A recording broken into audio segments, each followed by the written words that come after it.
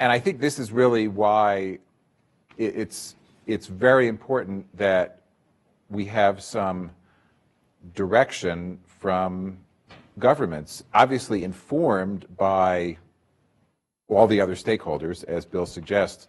But I think I don't know how to answer the question of representation because we know how to answer that in a democratic process.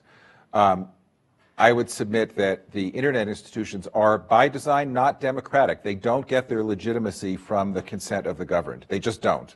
And we're now trying to create this kind of hybrid where I guess I think that if there either is or isn't legitimacy to what comes out of a discussion in Brazil, I do think that some part of it will have to come from governments. Just will. Bill, you want to jump in? Yeah, I think at some point what we might call private or non-government activity is blessed by the government, is incorporated by reference by the government. At some point it assumes a public character. Can I actually say, I think it's actually the opposite. I really think it's important that in the internet environment, it's been exactly the opposite. It's that we've had all this stuff that we have, all these networks, the web, everything else that we have because of private initiative. Government, and that's the opposite of the way that the telecom world works.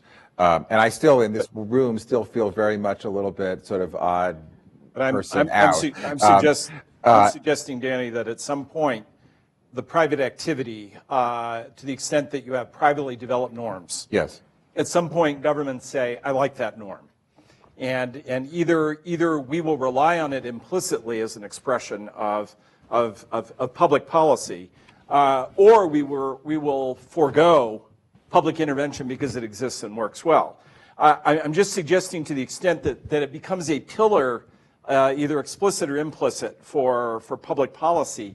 It's at that point that you get the demands for the participation, where especially in the international environment, where you have less wealthy jurisdictions starting to say, who did that? And I think Gene's right. In that setting, there is the baggage that the United States carries, that the Europeans carry, is that to many emerging market economies, the big international organizations, UN, WTO, OECD, even the ICN, it's just another forum in which the powerful jurisdictions trample the interests of the dispossessed. That's a caricature, but it's why, for